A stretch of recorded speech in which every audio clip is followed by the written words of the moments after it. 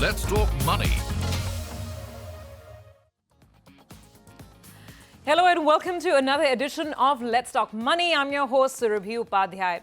Well, vacation time is here and maybe you're thinking of going on a summer holiday. Okay, I'm not testing my singing skills here and maybe the Gen Z wouldn't have guessed it, but the oldies would have definitely guessed that song. The short point is it's that time of the year when families are planning getaways with their near and dear ones. And today we are here to help you take smart control of your travel finances and address any queries that you may have with respect to holiday planning. Well, joining me to do this today are Sabina Chopra, co-founder of Yatra.com, and Sanjiv Bajaj, the joint chairman and MD at Bajaj Capital. Lady and gentlemen, it's great to have you here. I am very excited personally about this subject. It's a little more colorful than just looking at insurance or taxes and the right funds. And I think it's the right time to have this conversation. So first, let me ask both of you whether you're avid travelers, if you've checked off your travel plans for this year. Sabina? An avid traveler, already checked off, have been to 3 destinations this year, and has just come back from a holiday in Greece. I'm envious. Back by the humanitarian. But beautiful weather in Europe. It's been amazing. And yes, the wonder, I can already feel the wanderlust. Sanjeev, what about you? This time I'm planning to do something different. So I'm planning Japan and Korea. So I thought we always go to Europe and US. Why not, look at the other side of the world? So this time, so I'll be going next week to Korea and Japan. Fantastic. Well, sounds good. And I think it's the right note to begin on because the purpose of this conversation is to give our viewers some advice, some tips on how to, plan smartly when it comes to travel, how to take charge of your finances, how to look at budgeting, and how to look at what's happening in the marketplace right now in terms of realistic pricing on flights, on accommodation, and then, plan that dream vacation. So, Sabina, I want to kick this off by getting a reality check really from you in terms of the top destinations which are in, hot favor, as well as the pricing. We'll get to pricing later, but what about destinations? What's popular now? So I'll divide the question into 2, which is domestic and international separately. So for domestic, of course, we've had the hills as normal, always. It's in demand during the summer season. And of course, Goa is 24/7. So it's 12 months a year where you get demand throughout the year now. But however, now, because we are in mid-season, the demand now has a little change because most of the hill stations are quite full at the moment. So the bookings that are coming in right now are Kashmir, Kerala, Himachal, Ooty, Chardham, Pondicherry, and even if I may say, a few bookings coming to Rajasthan, also Jaipur, where people are driving from Delhi and just staying in Jaipur for overnight because they've not been able to get their bookings. So these are the demands that we are seeing domestically. It's mainly towards the hills. And of course, as I said, Goa is always there. But when I talk about international, this time I've seen Europe and Eastern Europe coming up like crazy. It was just, the demand has been simply fantastic. But because now we are again in mid-season, so the demand now is coming towards Thailand, to Vietnam, Mauritius, Singapore, Bali, and of course Sri Lanka, which is our neighbor. So we've seen now demand shift changing because we are in mid-season now, and visas will be slightly tougher to get for European countries. So we see the demand going towards Southeast Asia, which is, as I said, Thailand is the number 1, and of course very closely followed by Vietnam for these countries. How interesting. I see, a reflection of my own self, someone who hasn't planned in advance, who's probably thinking Europe is out of question. Should I look at Southeast Asia? This is really close home, the points that you're making. I'd like to take on Sanjeev's request from there on when he said Japan. He's going to really enjoy Japan. It's a beautiful country. I've been there a couple of times, many times rather. It's beautiful. You'll be taken aback. So that's, of course, we need to sell that also pretty well. And I think customer demand is a little lesser in Japan because of it's an inexpensive destination, but it's one of the most beautiful destinations in Southeast Asia, really. Okay, really? So we've got plenty of options. The question is, do we have plenty of money? And Sanjeev, the answer to that is usually a big resounding no. So now let's get down to the basics in terms of just deciding on a budget. I mean, you can have a 7-star vacation running into lakhs of rupees to do a shoestring backpacking budget tour. The question is, how does a person decide what is right? How do you decide on that budget allocation without blowing up your investments or your savings plan? Yeah. So what you need to do is you need to first understand is that what do I want? Do I want luxury or do I want to see the destination? Now, this is where I feel a lot of people make this mistake. They'll want the most luxurious hotel in Italy, and yet they want to spend the whole day sightseeing and they'll probably spend only sleeping in the hotel. So at the end of the day, it doesn't make sense. If you want a luxurious hotel, there are many more options available and which will be closer, cheaper. You don't have to go that far. So unless you have a lot of money, then you can do both. But for me, it is about prioritizing. If it's about the sightseeing, going around, there are some very, very good 3-star, 4-star hotels available today. These are basic hotels like Marriott has this chain called Moxie, etc., which are basic, nice, beautiful rooms, do it yourself. And they are available at about probably $150 for a premium traveler, and these are 4-star hotels. And similarly, you can get anything between $50 to $100 also, and then you can go to the Ritz Carltons and Four Seasons and spend $500-600. So for me, it is about choosing your destination, choosing what appeals to you, being different, planning in advance, and on the financial side, saving for it. A lot of people will borrow money to travel. Now that's a double whammy because you will borrow the money and you will pay 14-15 interest because those loans are treated as personal loans. These have very high interest rates. Don't do that. So plan, save for your investment, save for your travel, do a mutual fund SIP. Okay, this SIP is for towards my travel, and this is where I want to go. Like the Europeans, and book 6 months in advance. Like if you're going to Europe, the same hotel you can buy for $200, same hotel you can buy for $1,000, depending on when you book. Same is with the air tickets, same is with everything else. So just plan in advance. We as Indians need to start planning in advance. Also, let's have a good travel credit card. They are normal cards charge between 3 to 5% on every spend. A travel card will probably charge you 1.5% to 0% on travel charges. So choose a nice travel card which is meant for your travel, so you earn points while you're traveling. So these are the few things that you need to keep in mind, and also So you just know go what, by your. Sanjeev will take all of this step by step because I do have those questions in mind, how to be smart with Forex and how to look at travel insurance. We'll get to all of it bit by bit. It's a good note to start on. But Sabina, now the reality check. I mean, you've told us about demand and destinations. What about pricing? And we all know that the world is traveling like never before, right? So what is the kind of average increase that we're seeing in fares, in hotel accommodations? Again, I mean, break it up, domestic, international, etc. So how do we, if someone wants to be prudent and judicious in terms of planning, they should know where the price increase is really biting and where perhaps they can still look at. See, what I saw, the European flights or the flights to Europe were pretty reasonable in terms we could book it till March, but from March onwards, there's been a substantial increase in pricing across Europe because but Eastern Europe is still affordable. If you feel that, Budapest or Hungary, you can still reach there, but visas is again a challenge there. But across the Western Europe side, there has been a huge hike to almost a 15% increase in pricing across across Europe. We've seen, if I see Southeast Asia, there's been a 5 to 10% increase there, but Thailand is still affordable. You will get it in 30,000, depending on the flight that you want, a return flight just to Bangkok and back.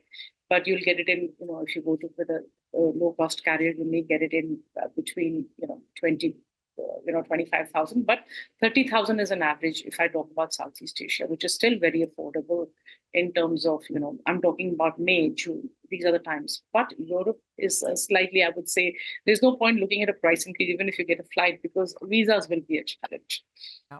Yeah. So if I was to break it domestically, there has again been an average increase in pricing across the flights and hotels in various geographies. However, in business towns, like a route like a Delhi to Ahmedabad or Mumbai to Bangalore or Delhi to Hyderabad, the prices have been stable. So across business cities, the prices has been stable. But if I talk about, a sector going to Kashmir or going to Kerala or going to Shimla, you're taking a flight to Chandigarh or whatever, there's been a substantial increase, almost from 15 to 20% is the price increase in these sectors. In contrast, which I find it a little, Leh has been priced at was priced higher also and remain constant throughout. So Andaman and Leh, we've not seen a significant change in the last couple of weeks. It's still as it was in the same levels that it was in April and June. So that's something that people could look at, and see that those flight sectors. So as I said, business cities in India, no increase. Leisure destinations, yes, an increase, but an exception being Andaman and Leh, where we've seen no increase coming on. Of course, Europe, Southeast Asia is still very affordable because the number of flights there the frequency is pretty good, so you'll still get flights there.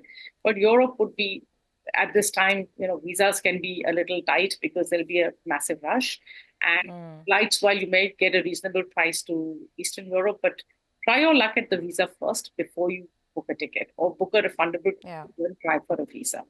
I think that's a great tip, exactly, because you don't want to be left disappointed and financially hamstrung in case that visa is not coming through. Just very quickly, Sabina, another 10 seconds on hotel costs as well. I mean, what's the average increase that we're seeing?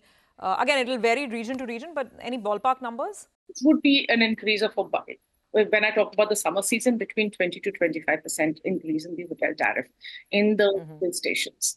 But Goa has dipped a bit as such because it's, it is hot and you're not seeing that demand. Rajasthan, the pricing have really dropped. So it depends on the these cities that are in demand. So the hills, including the hills, would be increasing up to 25%. But when I talk about the warmer destinations like a Rajasthan or Goa, either the prices are stable or in Rajasthan, the prices have reduced a lot. Kerala, again, this is the best opportunity to pick up a flight, to pick up a hotel there because the prices are stable there. So you pick up if you are adventurous. So Kerala is something that you can look at also. And the monsoons are arriving, so maybe it's not such a bad option at all. Okay, got it. So now that we have a sort of a lay of the land in terms of flights and accommodation, the question is, how do we budget for this? Because clearly, a last-minute trip planning for summer vacations is going to be a bit of an expensive affair. We actually have a viewer joining in with a question along these lines. Philip is with us on the show now. Philip, hi. Welcome to Let's Talk Money. How can we help you? Hi, this is Philip. I'm looking to go to Europe next year for a trip of about 2 weeks. I just wanted to know how I can budget my entire trip. I can save around 15K per month. Wanted to get your opinion on this. All right, Philip, I must congratulate you for being smart enough for looking at next year's trip right away, right now, and not doing last-minute stuff like, what I'm thinking of. So, Sanjiv, let me, if you could advise both categories, people who are looking at last-minute deals and what perhaps they could keep in mind, but more importantly, someone who's being systematic about it. Now, here's Philip, who's got a one-year runway to plan. What is the best way to accumulate this corpus? So I think starting a SIP as he wants to for 15,000 rupees is very, very good. So Philip, I will say choose a nice flexi cap or choose a large cap fund which doesn't have too much of a risk, yet will give you a decent return. If you want to be conservative, maybe pick up a balance advantage fund and start your SIP. And also start planning your hotel bookings sometimes in Jan. Because, Europe is all about booking in advance. And also be very clear that where all do you want to go? 6-8 months before you will get your hotel reservations. Try to book hotel reservations with flexibility. And that is possible. Book your air tickets in advance. And I think, with a budget of about 2.5 lakh rupees, you can have quite a decent trip in Europe for 2 weeks. Obviously, it won't be too luxurious. And we haven't asked you how many members in the family, but I'm assuming 2 people. You can have a very good trip. Look up TripAdvisor and go with, sort down on the travelers ranking. So you are able to find gems of hotels, which may not be in the top 10, but in the between 10 to 40, where you can locate very nice hotels, very nice accommodations at quite a reasonable price. I'll recommend take a travel card, like, we have the Tiger credit card, or there are other travel cards where have very low charges on international spends, so that when you go, you don't have to bother carrying too much currency in your pocket, because that's also a major risk. And also try to go for different destinations. So point is that in India, everybody wants to go where everybody else is going, and those destinations become very expensive. So be slightly innovative. See, do I like nature? Do I like cities? What do I want? And choose a destination which is upcoming, and you'll save a lot of money. So you'll probably Yeah. have a much better holiday than if you choose probably a Rome or Paris, which are very, very popular destination. But if you Yeah. say I want to choose Croatia or something else, you can have a much better holiday on the same budget. Valid inputs, and I think great to keep that in mind. We do have to take a very quick break on the show. We'll come back on the other side, and then we, of course, have to talk about travel insurance. You need to be cautious and you need to be prudent when you're undertaking your travel expenses. So we'll come back and discuss that after the break.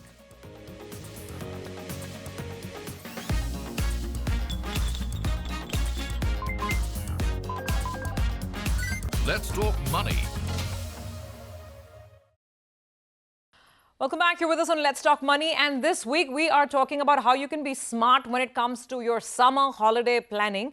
Should have planned well in advance, but even if you haven't, then some tips and some hacks to help you with those trips. Well, let's talk about insurance, because travel insurance is becoming an increasingly important part of your overall travel plan. So, Sanjiv, first, what are the ground rules? I mean, typically, what do policies cover? What is the kind of cover that one should take? I mean, if I'm going to be spending 3 lakh rupees on a foreign trip, how much or how big should my travel insurance be? Yeah, so don't let the travel insurance be an afterthought or something that your agent bought, or your ticket, you just bought it without looking at it. Because, see, travel insurance hopefully will not be required, but if it's required, it can be huge. Because Europe and US especially is very, very expensive. I have seen people getting into small accidents, spending $50,000 to $100,000 in US, and then their travel insurance doesn't cover that properly. And I said, why did you buy this plan?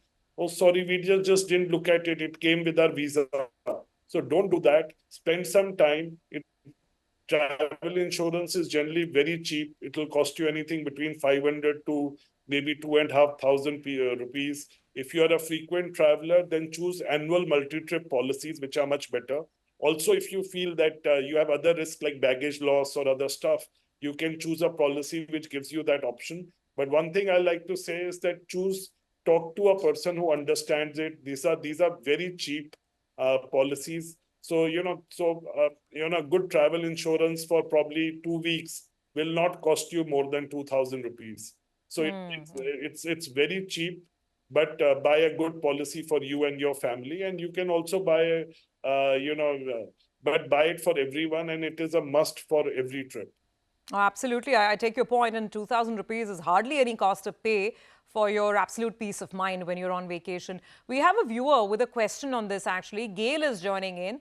And I think Gail's question is on travel insurance. So Gail, hi. Welcome to the show. Tell us, what's your query? Hi, I'm Gail. I've booked my tickets for a 3 week vacation to Europe in June. I'm unsure about what kind of quantum of insurance I should be taking, since I'm going to be undertaking activities like bungee jumping and all of that. So, should I just take a normal travel insurance, or is there something else that would be better for me? All right, Gail, thanks very much. And, hope you have a great trip. So, Sanjeev, here's the thing, right? A lot of youngsters want to live the whole zindagi na milegi dobara type of an experience. So, for such people seeking thrill and adventure, I mean, do usual policies cover it? Do you have to get any add-on coverage? Actually, what all does a typical travel policy cover? Yeah, see, typical travel policy will cover just normal accidents or you getting sick or catching something. So if you want to do adventure sports, you need to buy an add-on. And there are very few companies which offer travel insurance with adventure sports add-on. So since you're going for an adventure sports, please make sure you buy a travel insurance with adventure sports included. This is very important. Otherwise, if you get hurt while skydiving or doing anything else, then it won't be covered. But also you can look at if you by chance end up going there, then most of the providers, at least in Europe, will offer you a temporary insurance, but that will be very expensive. So you'll end up paying what you would pay for the whole travel insurance there just for covering that event. But it's important to have a travel insurance with adventure sports covered. Got it. All right. So travel insurance, extremely important. Now coming to the subject of Forex. Sabina, I think you must have just heard Sanjiv, I think, is absolutely in favor of Forex cards or some format of travel cards and not simply swiping your credit card every time you're, traveling overseas. What's your own experience like and what format of Forex are you comfortable with? See, it's a combination of a card and some cash that you need to pay because a small cash always is a must for you to carry because there's certain people or somewhere that where you reach where a card may not be acceptable or doesn't work. So it can happen to anyone anywhere because of connectivity issue or maybe XYZ reasons. But at least a 20 to 30% of the cash that you're wanting to carry along with you should be in terms of cash when you're traveling internationally to cover any exigency. The rest could be a Forex card, which you usually all our cards are international now, but they carry a surcharge along with it on charge. So make sure that you've checked with your service provider on the charges. If not, right now Forex cards, the loaded cards are there, whatever amount that you want, and they come at a very low interest and very low charges of any spend that you may do. So I prefer a mix of a cash and just sheer experience because sometimes you just need to take out some cash somewhere and especially a cab driver, if his machine is not working and not booked an Uber and you just hailed a local taxi. So it's always that you should take a mix of cash and of that particular country that you're visiting, and I would say 70% should be loaded in a Forex card. That is the ultimate. So I'd like to add more on the if I talk to you about the travel insurance part. I see we have seen a 9 to 10% increase of travel insurance purchase over last year. And what the trend has been that it has been more comprehensive than the basic one. So, and people realize that, the comprehensive because of, the health emergency, because of, unpredictable weather, the geopolitical, you've seen the uncertainties which are there in the market. And I think more education also and consciousness of that insurance really matters to a person. So this is something that I would, again, Sanjiv has mentioned this is a must. Do not leave without it. And I would prefer that you cover, I can just talk on a personal experience. I fell sick in US. It can happen to anyone. And because I had a comprehensive insurance, I didn't have the tension or I didn't have the mental, not only are you not feeling well, but you have the, it can cost the earth, a medical emergency. Yeah. It can cost the earth. So I would not suggest a basic one. I would suggest a comprehensive one for everyone, which covers, package loss also. And it's, today you may want to cancel a flight, health emergency, unforeseen travel disruption, your flight may get canceled. Please take a comprehensive travel insurance. It's extremely important for you to do that. Got it. Absolutely. We are hearing you and Sanjiv loud and clear. Very, very helpful thoughts on this subject. Sanjiv, very quickly, we just have about a minute now. Quick recap on the checklist and the important do's and the don'ts when planning a trip. Yeah, so quickly I'll say, look, on the last minute travel, I couldn't cover that. There are some amazing websites out there which give you last minute deals. And, the kind of deals I see, I am also excited that I should take them. Also, I prefer over Forex cards, credit cards, because you earn points on what you spend. But when you choose a card well. Just don't take a default card because the bank will sell you the most expensive card. Get a card which doesn't charge you more than 1.5% surcharge on foreign travel, gives you lounge access so you can have a luxurious travel on your way. So those are the things that you need to keep in mind. And also, when you choose your mutual fund, also look at the exit loads. It is important when I'm planning for 1 year, I need to choose a mutual fund with minimal or no exit load. So that is an important thing for me to keep in mind. All right. Thank you very much, Sanjiv and Sabina. Very, very helpful advice there coming in, which will hopefully help us plan smarter trips and ones where even disruptions, if at all they happen, they'll be completely taken care of. Thanks very much for joining in, and thank you, viewers, for your questions. With that, we wrap up this edition of Let's Talk Money. Happy holidays to you.